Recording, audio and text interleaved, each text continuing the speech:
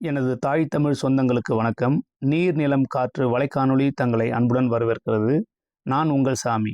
நாம் வாழும் இந்த பூமி தாய் பல்வேறு காரணங்களால் மாசுபட்டு சீரழிக்கப்பட்டு வருகிறாள். இதுக்கெல்லாம் நம்ம தானே காரணம். என்னதான் 3G 4G 5G AI technology வந்தாலும் இது போன்ற சுற்றுச்சூழல் மாசுபடுதலை மனச்சான்றும் அறச்சீற்றமும் உள்ள நாம் தான் தடுத்தாக வேண்டும்.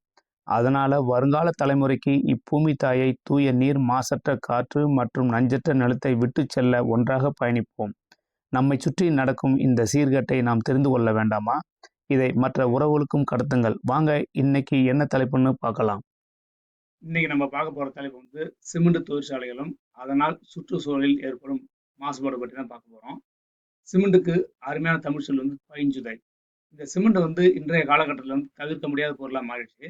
ஏன்னா எல்லா கட்டுமான பணிகள்லையும் நம்ம வந்து சிமெண்ட்டை பயன்படுத்துறோம். அதே அளவுக்கு வந்து சிமெண்ட் தொழிற்சாலையிலிருந்து வெளிவரும் புகை வந்து நச்சு புகையா இருக்கு.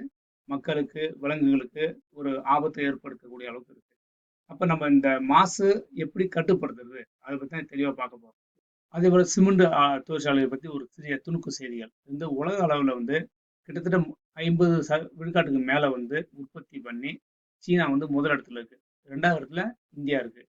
இந்தியாவில் வந்து எங்கெங்கெல்லாம் இருக்குன்னு அதை பத்தி பார்ப்போம்.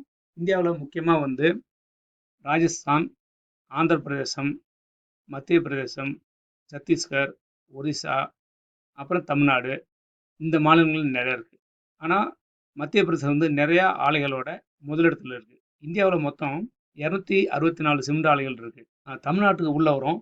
தமிழ்நாட்டில் மொத்தம் வந்து 26 ஆலைகள் இருக்கு, சிமெண்ட் ஆலைகள். இதுல முக்கியமா வந்து 9 ஆலைகள் வந்து அரியலூர் சுற்றி மட்டுமே இருக்கு.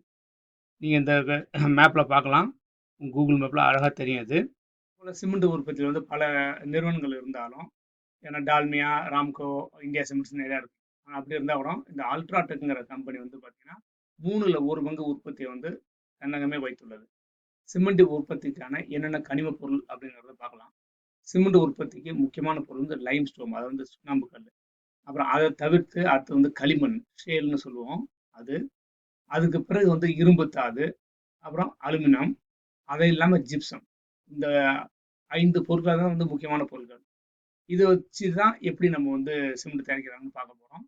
ஆனால் இந்த 5 பொருளுமே வந்து வெட்டி எடுத்து குவாரி குவாரியாக நீங்கள் பார்க்கலாம். எங்கே பார்த்தாலும் வந்து அரியலூர் சுற்றி, இல்லை வந்து புலியூர், கரூர் பக்கத்தில் புலியூர், அப்புறம் தாழையூத்து, திருநெல்வேலி பக்கத்தில், இங்கெல்லாம் பார்த்தீங்கன்னா ஏகப்பட்ட இடத்துல வந்து பெரிய பெரிய ஏரிகள் மாதிரி இருக்கும். அதுவும் ரொம்ப ஆழமான ஏரி. இந்த சிமெண்ட்டை எப்படி உற்பத்தி பண்ணுறாங்க செயல்முறைங்கிறத நம்ம பார்ப்போம். முக்கியமாக இதில் வந்து 6 படிநிலை இருக்குது. முதல்ல வந்து மூலப்பொருளை வந்து கையகப்படுத்துகிறாங்க. இதான் வந்து நம்ம குவாரியிலேருந்து சுண்ணாம்பு கல், களிமண், மற்ற ஜிப்சத்தெலாம் வெட்டி எடுத்துகிட்டு வர்றது. 2வது வந்து அரைச்சிட்டு அதை ஒரு குறிப்பிட்ட விகிதத்தில் வந்து கலக்குறாங்க.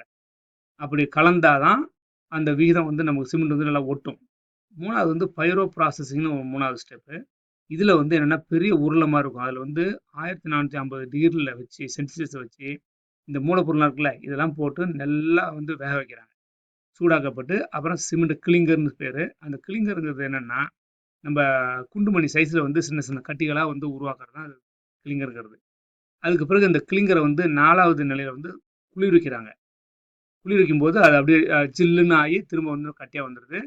5வதுல வந்து இதெல்லாம் சேர்த்து ஒன்றா அரைக்கிறாங்க. எப்படி இந்த கிளிங்கரும் அடுத்தது நான் முதல்ல சொன்ன பாருங்க, நம்ம வந்து ஜிப்சம்னு அதோடு சேர்த்து குறிப்பிட்ட விகிதத்தில் வச்சு நல்லா அரைக்கிறாங்க. அரைச்ச பிறகு இந்த சிமெண்ட்டுங்கிறது பொடியாக நமக்கு வந்துடுது. 6வது வந்து எல்லாம் முடிஞ்ச பிறகு என்ன பண்ணுறாங்க, பேக்கேஜிங் அண்ட் ஷிப்பிங். என்னென்னா நமக்கு வந்து எல்லாம் சாக்கு பையில் போட்டு கட்டி வெவ்வேறு மாநிலங்களுக்கு, வெவ்வேறு நாடுகளுக்கு ஏற்றுமதி பண்ணுறாங்க. இதுதான் வந்து நம்ம எப்படி சிமெண்ட் உற்பத்தி பண்ணுறாங்கிறத பார்க்குறது. சிமெண்ட் தொழில்களை பற்றி படிக்கிறது முக்கியமான காரணம். அதுலேருந்து எவ்வளோ புகை வெளியே வருது, அது வளிமண்டலத்தை சேர்ந்து நம்ம உயிரினங்களுக்கு என்னென்ன பாதிப்பை கொடுக்குதுன்னு பார்க்குறது. அதனால் சிமெண்ட் தொழிற்சாலையிலேருந்து வெளியே வர்றதுல வந்து புகை மட்டும் இல்லை, அதில் சின்ன சின்ன துகள்கள் இருக்கும். அது ஒரு பர்டிகுலேட் மேட்டர்னு சொல்லுவாங்க.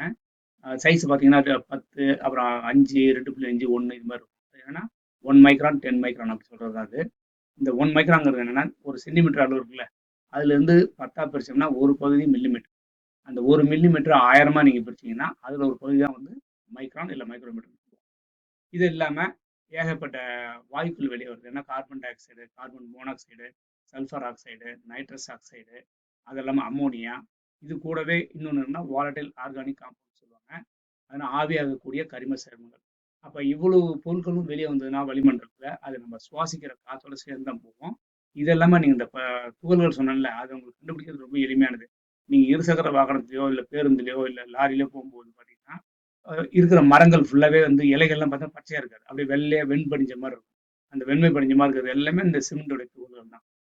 இது நமக்கு தெரியணும் எந்த அளவுக்குன்னு. அப்ப நமக்கு தெரியாமலே காத்து நம்ம சுவாசிக்கிறோம். ஏன்னா தண்ணியெல்லாம் கேட்டு குடிப்போம். காத்துங்கிறது தானாவே நம்ம சுவாசிக்கக்கூடியது. அதனால நமக்கு அத பத்தி விழிப்புணர்வு நெறைய வரணும். இப்ப இவ்வளவு மாசுகள பத்தி பார்த்துட்டோம். அப்ப இதனால வந்து மனிதர்களுக்கும், விலங்குகளுக்கும் என்னென்ன அபாயங்கள் ஏற்படுதுன்னு பார்க்கலாம். சிமெண்ட் தூசி இருக்குல்ல, அந்த தூசிகளால வந்து நமக்கு வந்து ஆஸ்துமான்னா வந்து மூச்சு திணறல் ஏற்படும். அதுமாரி மூச்சு குழாய் அழற்சி. அதுக்கு பேர் வந்து பிராங்கைட்டிஸ் இன்ஃப்ளமேஷன் சொல்லுவாங்க. அது என்னன்னா மூச்சுக்குழல் நம்ம நுரையீரல்ல போற குழாய்கள் இருக்குல்ல, அந்த குழாய்கள் வந்து வீக்கமா வரதாம். 3வது வந்து சிலிகோசிஸ்ன்னு சொல்லுவாங்க. சிலிகோசிஸ்ங்கிறது ரொம்ப மோசமானது. இந்த சிலிகோசிஸ்ங்கிறது என்ன? சிலிக்காவோட டஸ்ட். சிலிக்காங்க டஸ்ட்ங்கிறது உங்களுக்கு உதாரணத்துக்கு சொல்லணும்னா எளிமையா புரிஞ்சுக்கிறதுக்காக, நம்ம செங்கல்ல இருக்கிறதோ, இல்ல ஓடுகள்ல இருக்கிறதோ, இல்ல இந்த கான்கிரீட் போட்டோம்னா மிஷின் வச்சு அறுக்கும்போது, இல்ல சாலையில பார்த்தீங்கன்னா அறுப்பாங்க. இதெல்லாம் வந்து புகைய உண்டாக்கும். உங்களுக்கு பார்த்தீங்கன்னா வெண்புகை மாரி. அந்த புகை டஸ்ட் வந்து இந்த சிமெண்டோட மோசமானது. ரொம்ப சின்னதா இருக்கும். அது வந்து என்னன்னா, இந்த மூச்சு குழாயிலயும், நுரையீரல்லயும் போயி தங்கி அப்படியே டெபாசிட் ஆயிடும். அது வந்து நீக்கிறதுக்கு, இல்ல வந்து குணப்படுத்துறதுக்கு மருந்தே கிடையாது. இது இல்லாம 4வது வந்து தோல் எரிச்சல். பார்த்தீங்கன்னா, சிமெண்ட் வேலை பார்த்துட்டு வரவங்க, கொத்தனாரோ, சித்தாளோ பார்த்துட்டு வரவங்க பார்த்தீங்கன்னா, என்னன்னா, கையெல்லாம் கொஞ்ச நாளைக்கு அப்படியே வந்து கொஞ்சம் புண்ணு புண்ணா தொலையா போட்டுரும். அந்த அளவுக்கு வந்து அரிச்சு எடுத்துரும். 5வது புற்றுநோய் வந்து வரதுக்கு வாய்ப்பு இருக்கு நுரையீரல்ல. அதனால இவ்வளவு விஷயங்கள் இருக்கிறதால நம்ம ரொம்ப ஜாக்கிரதையா, எச்சரிக்கையா இருக்கணும். சிறிய நுண்துகள்கள் உங்கள்ட்ட சொன்னாங்கல்ல, அது வந்து நுரையீரலுக்குள்ள வந்து உள்ள போயி, அந்த ஆல்வியோலைன்னு சொல்லுவாங்க. அது வந்து என்னன்னா, சின்ன சின்ன பகுதியா திராட்சை மாரி இருக்கும் நம்ம நுரையீரல்ல. அதுதான் வந்து இந்த காத்த சுவாசிச்சு திரும்ப வெளிய விடுறது. அதுலயும் போய் இத அடைச்சுக்கிட்டு ரத்த ஓட்டத்த நிறுத்திடும். அதனால வந்து ஆ ரொம்ப நம்ம வந்து எச்சரிக்கையா இருக்கிறது மிக நல்லது. சரி, இப்ப இவ்வளவு விஷயம் இருக்கு. இப்ப இதுக்கு நம்ம என்ன செய்ய முடியும்? அப்படின்னு நம்ம யோசிக்கிறோம் இல்லைங்களா? அப்ப என்ன பண்ணணும்னா, முக்கியமா வந்து கண்காணிப்பு கருவிகள வந்து பொறுத்து சொல்லி, அந்த நிறுவனத்திடம் நம்ம வந்து சொல்லணும். கண்காணிப்பு கருவி என்னன்னா, ஒவ்வொரு 5 கிலோமீட்டருக்கு ஒரு கருவி வச்சுட்டாங்கன்னா, அந்த ஆலைகள்லேருந்து என்ன வருது? அதுல காற்றுலேருந்து என்னென்ன மாசு கலக்குது? அதனுடைய அளவு என்னங்கிறது கிளியரா நமக்கு தெரிஞ்சுக்கும். அப்படி தெரிஞ்சதுன்னா, நம்ம வந்து அத குறைக்கிறதுக்கான அடுத்த கட்ட நடவடிக்கை எடுக்க முடியும். சரிங்களா? இது 1. 2வது என்னன்னா, நம்ம தூசி சேகரிப்பான்களை பொருத்துவது. தூசி சேகரிப்பான்கள்னா என்னன்னா, நம்ப அந்த தொழிற்சாலையில வந்து உற்பத்தி பண்ணும்போது நெறையா வந்து துகள்கள் வருதுன்னு சொன்னோம். அதேமாரி இந்த வாயுக்கள் வருதுன்னு சொன்னோமா இல்லையா?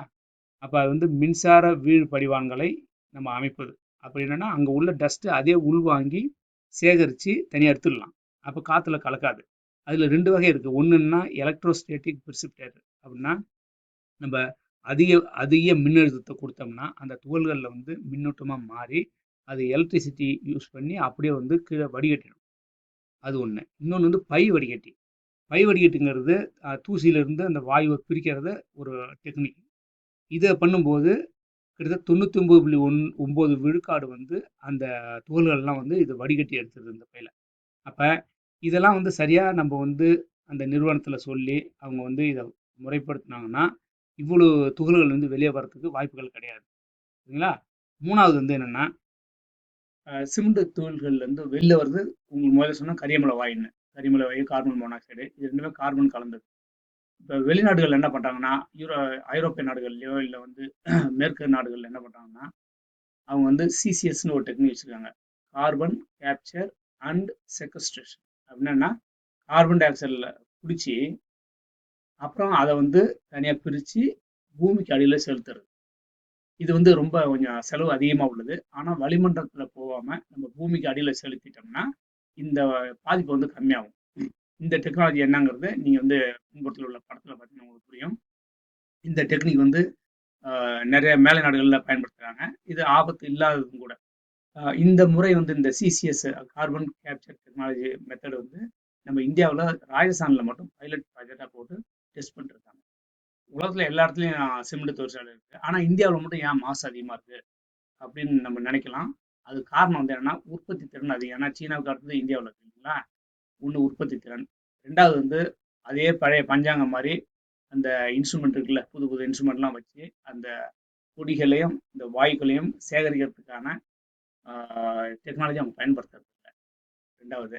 3வது வந்து சட்டதிட்டங்களை அவங்க ஃபாலோ பண்ணி அதை இம்ப்ளிமெண்ட் பண்ணுறது கிடையாது. அப்போ என்னென்னா ஏட்டில் இருக்கும், ஆனால் அவங்க வந்து கம்பெனியில் ஃபாலோ பண்ண மாட்டாங்க. இதுக்கெல்லாம் என்ன காரணம்? முதலாளிகள்கிட்ட கையூட்டு வாங்கிட்டு அனுமதி கொடுக்குற அலுவலர் இருக்காங்கல்ல, அவங்க தான் முக்கியமான காரணம். அந்த அலுவலருக்கு துணை போகிறது அரசியல்வாதிகள். இது எல்லாமே இப்போ ஒரு பெரிய வலைப்பின்னல் இதுக்கு பின்னாடி இருக்கு இல்லைங்களா? இதை நம்ம கண்டுபிடிக்கணும். இத்தோடு இன்னொரு முக்கியமான விஷயம் என்ன, இந்த கார்பன் டை ஆக்சைடு சொன்னோம் இல்லை, கரிமல வாயு அதிகமாக இருக்க காரணம்னா நம்ம பெரும்பாலான தொழிற்சாலைகளில், சிமெண்ட் தொழிற்சாலைகளில் நிலக்கரியை வந்து எரிபொருளாக பயன்படுத்துகிறோம். ஏன்னா 1450 °C நம்ம வந்து சூடுபடுத்தணும். அதுக்கு வந்து நிலக்கரியை பயன்படுத்துகிறோம். நிலக்கரியை பயன்படுத்தும் போது கார்பன் டை ஆக்சைடு வெளியே வருது. இது இயல்பானது. அப்போ அதையும் நம்ம பண்ணணும். இந்த மாசு கட்டுப்பாட்டில் நமக்கு உள்ள பங்கு என்ன அப்படிங்கிறது முக்கியமானது. முக்கியமாக என்னன்னா, இந்த கண்காணிப்பு கருவிகள் வந்து அங்கங்கே இயங்குதா, பொறுத்துறாங்கன்னு பார்க்க முக்கியமானது. 2வது, அரசு சாரா நிறுவனங்கள் இருக்கும், என்ஜிஓஸ் இருக்கும். அவங்களோட சேர்ந்து இதுக்கு ஒரு அழுத்தம் கொடுத்து, நீதிமன்றம் வழி அழுத்தம் கொடுத்து, இந்த தொழிற்சாலைகளை வந்து என்னென்ன அவங்க முறைப்படி ஃபாலோ பண்ணணுமோ அந்த இது வந்து நமக்கு வந்து ஃபாலோ பண்ண சொன்னோம்னாவே நமக்கு வந்து பிரச்சனை இல்லாமல் இருக்கும். 3வது முக்கியமான விஷயம் என்னன்னா, இந்த சிமெண்ட் மாசுபாடு பற்றிய இந்த தகவல்களை வந்து என்ன பண்ணணும், பொதுமக்கள்கிட்ட நம்ம தெரிவிக்கணும். ஏன்னா பொதுமக்களுக்கு வந்து நிறைய விழிப்புணர்வு இல்லைங்கிறது தான் உண்மை. அது எல்லாத்துக்கும் தெரிஞ்சது தான். நமக்கு வந்து அன்றாடம் வந்து காசு, அன்றாடம் சாப்பாடு, உணவு இருந்தால் போதும் அப்படின்னு தான் நினைப்பாங்க. முக்கியமாக ஏழை மக்களுக்கு அதை பற்றி சுத்தமாக அவேர்னஸ் கிடையாது. அதை நம்ம வந்து ஏற்படுத்தணும். அடுத்து 4வது முக்கியமான பாயிண்ட் என்னன்னா, நம்ம வந்து இது எல்லாமே ஒரு அரசியல் இல்லைங்களா? அப்போ தலைவன் எப்படியோ தொண்டர்கள் அப்படிதான். அப்போ ஒரு நாட்டில் வந்து ஒரு தலைவன் சரியா இருந்தாங்கன்னா அந்த மக்களும் சரியா இருக்கும், அந்த அரசாங்கமும் சரியா இருக்கும். அப்போ என்ன பண்ணணும், நம்ம இதுமாரி துணை போகிற அரசியல்வாதிகளை தேர்ந்தெடுக்காம ஒரு நல்ல தாய்மண்ணை நேசிக்கக்கூடிய அரசியல்வாதிகளை தேர்ந்தெடுக்கிறது நம்ம கையில் இருக்கு. அது சிறியவர்கள் முதல் பெரியவர்கள் வரை. அப்போ என்ன பண்ணோம்னா, நம்ம குழந்தைங்க, நம்ம பிற்கால சந்ததிகளோட மனசில் வச்சுட்டு ஒவ்வொரு தேர்தலையும் நம்ம சரியான மக்களை தேர்ந்தெடுக்கிறது முக்கியமானது. உங்கள் பகுதியில் யார் நல்லவங்களோ அவங்க வந்து நீங்கள் தேர்ந்தெடுத்தீங்கன்னா அதிகாரிகள் முதல் கொண்டு அமைச்சர்கள் வரை நம்ம சரியாக வந்து இயங்க வைக்கலாம். அது நம்ம செய்யக்கூடிய வேலை. நமது வலைக்காணொலியில் ஒவ்வொரு வாரமும் வந்து ஒரு புது தலைப்பு எடுத்து பேச போகிறோம். அதை மக்களிடையே விழிப்புணர்வு ஏற்படுத்துகிறோம். அப்போ அதில் நீங்கள் என்ன பண்ணணும்னா, நம்மளுடைய சேனலுக்கு சப்ஸ்கிரைப் பண்ணி அந்த பெல் பொத்தானையும் அழுத்தி, அது இல்லாமல் உங்களுடைய உறவுகள்கிட்டையும் நீங்கள் கடத்துங்க.